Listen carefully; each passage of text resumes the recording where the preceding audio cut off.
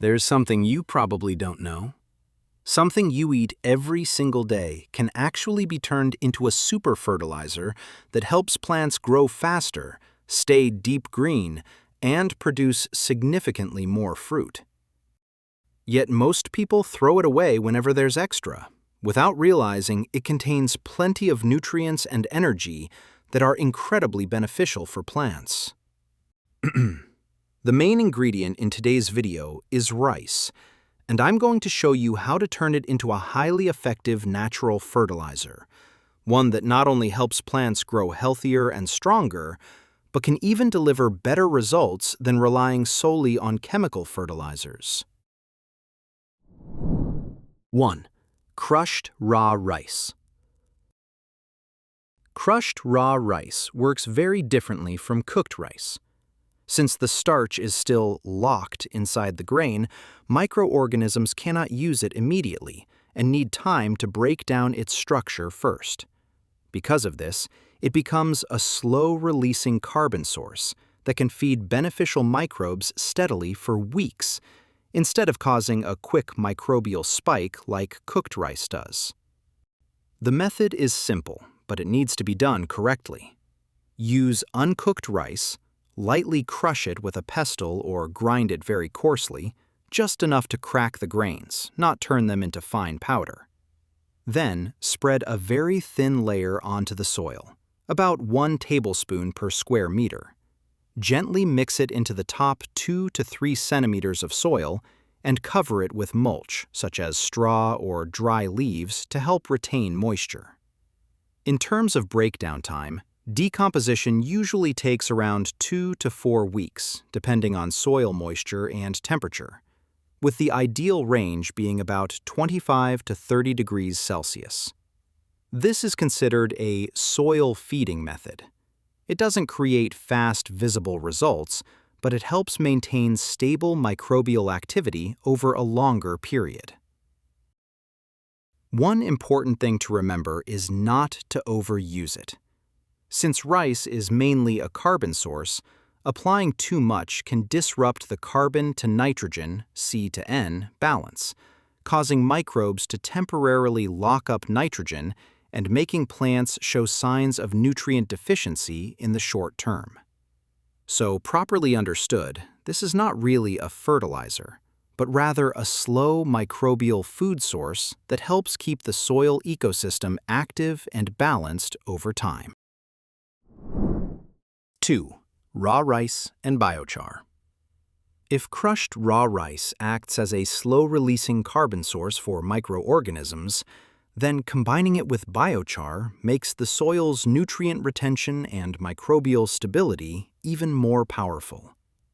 Biochar is essentially a type of biological charcoal with an extremely porous structure, containing millions of tiny pores that help retain water, hold nutrients, and create an ideal environment for beneficial microbes to live in. The method is also very simple. Use coarsely crushed raw rice and mix it with pre-moistened biochar at a ratio of about 1 part rice to 3 to 5 parts biochar. To make it even more effective, you can add a small amount of compost or diluted rice water, then let the mixture sit for about 12 to 24 hours to biologically charge it before applying it to the soil. After that, spread it lightly or bury it shallowly about 3 to 5 centimeters deep in the soil. This mixture works best around the root zone or in vegetable beds and pots with poor organic soil. The most important thing is to distribute it into multiple small spots instead of piling it up directly near the plant base, because concentrated decomposition can create heat buildup or localized oxygen deficiency in the soil. In terms of how it works, the raw rice provides a slow carbon source for microbes, while biochar acts like a biological home, retaining moisture and nutrients so microbial activity can remain stable for a much longer time. Thanks to its unique porous structure, biochar also improves soil aeration, especially in compacted or poorly drained soils. This mixture is especially useful when preparing soil before planting or during periods of strong root development. It works very well for vegetables, perennial plants, and soils that are depleted, low in organic matter, or poor at retaining water. One important note is that biochar should always be moistened or biologically charged before use. If dry biochar is applied directly in large amounts, it may temporarily absorb nutrients and moisture from the surrounding soil during the early stage. 3. Fermented rice water. Among all the ways to use rice for plants, fermented rice water is probably the easiest and most popular method. Instead of burying rice directly into the soil, you simply reuse the rice washing water from your daily routine. Rice water contains a good amount of dissolved starch, B vitamins, trace minerals, and easily decomposable organic compounds. When properly fermented, this liquid becomes an excellent food source for beneficial microorganisms around the root zone. What makes this solution special is that it does not directly feed plants like chemical fertilizers do. Instead, it mainly stimulates microbial activity in the soil. Once the microbial system becomes healthier, the breakdown of organic matter and the plant's nutrient absorption process also become much more stable and efficient.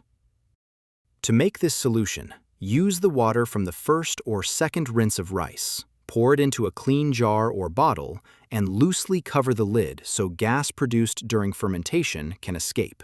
Then, place it in a cool area away from direct sunlight. The ideal temperature is usually around 25 to 30 degrees Celsius. During the first 1 to 2 days, the water will appear cloudy and microbial activity will still be minimal. After about 48 to 72 hours, the liquid should develop a mild sour smell similar to diluted yogurt or lightly fermented water. This is a sign that fermentation is progressing well. If the liquid develops a strong, rotten smell or unusual black mold on the surface, it should be discarded. Before using, dilute it to a safe ratio of about 1 part fermented rice water to 10 parts clean water. Then, apply it around the base of the plant every 7 to 10 days. Small plants only need around 100 to 300 milliliters, while larger plants can use 500 milliliters to 1 liter depending on size. After a few applications, you will usually notice that the soil retains moisture more consistently. The surface becomes less compacted and dry, and plants tend to absorb nutrients more efficiently. This is especially noticeable in container soil or soil low in organic matter, where the improvement in soil health becomes quite clear over time. 4. Rice in worm bins and compost, the most stable and safest method.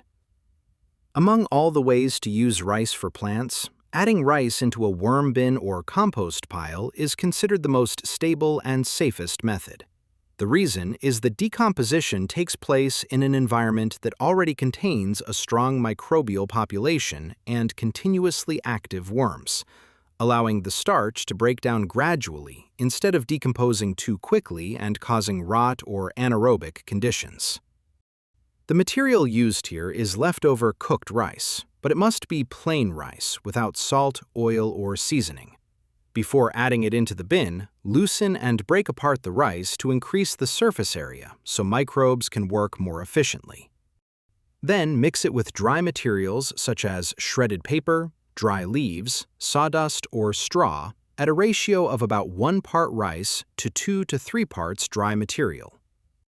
Next, dig lightly about 3 to 5 centimeters into the bedding layer, place the mixture inside, and cover it again with another dry layer on top. This covering layer is extremely important because it helps maintain stable moisture, reduces the attraction of flies, and lowers the risk of creating anaerobic conditions that cause foul odors.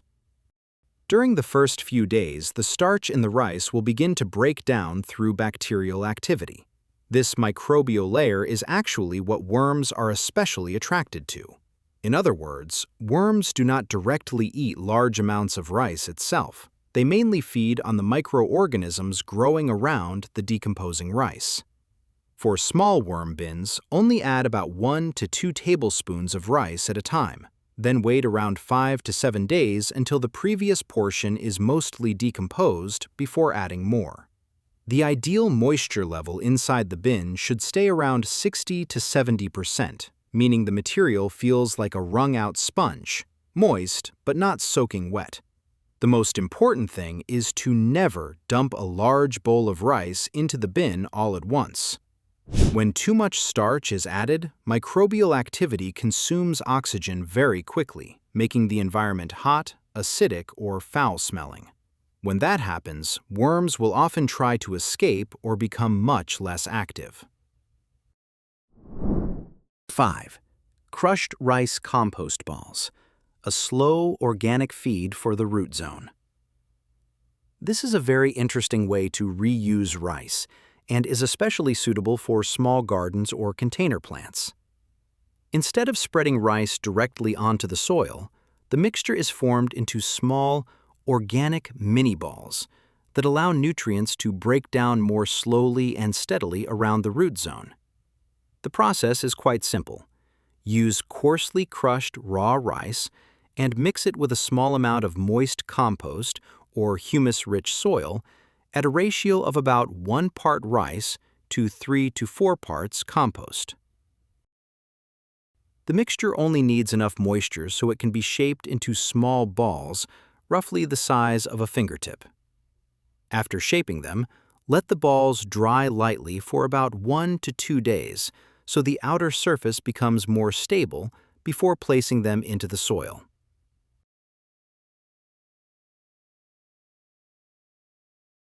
When using them, bury each ball about 10 to 15 centimeters apart and around 3 to 5 centimeters deep near the root zone. This method works especially well for potted plants, small vegetable beds, or young fruit trees.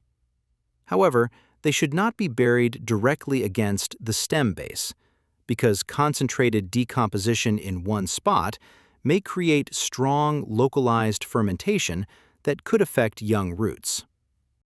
In terms of how it works, the crushed rice acts as a slow-releasing source of carbon and starch, while the compost already contains beneficial microbes and organic matter. Once buried in the soil, microorganisms gradually break down these mini-balls over time, releasing nutrients gently and steadily compared to directly applying fresh organic materials. The biggest advantage of this method is that it provides the soil around the roots with a continuous, slow-release source of organic food. It is especially suitable for steadily growing plants or container gardens, where the soil ecosystem is smaller and nutrients are more easily depleted than in natural ground soil. However, it should not be overused at one time or applied too early to newly rooted seedlings.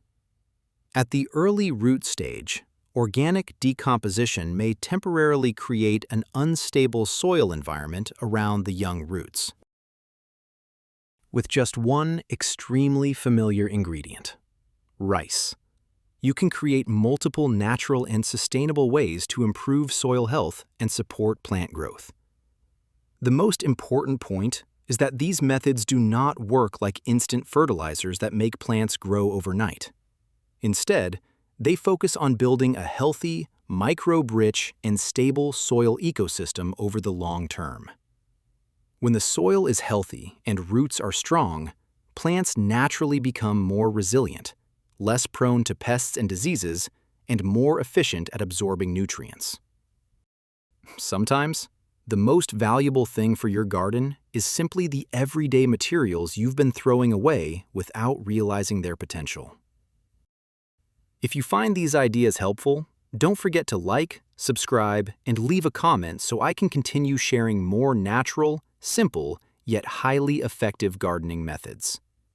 Who knows? With just ingredients from your kitchen, you might be able to turn your entire garden into a greener, healthier space day by day.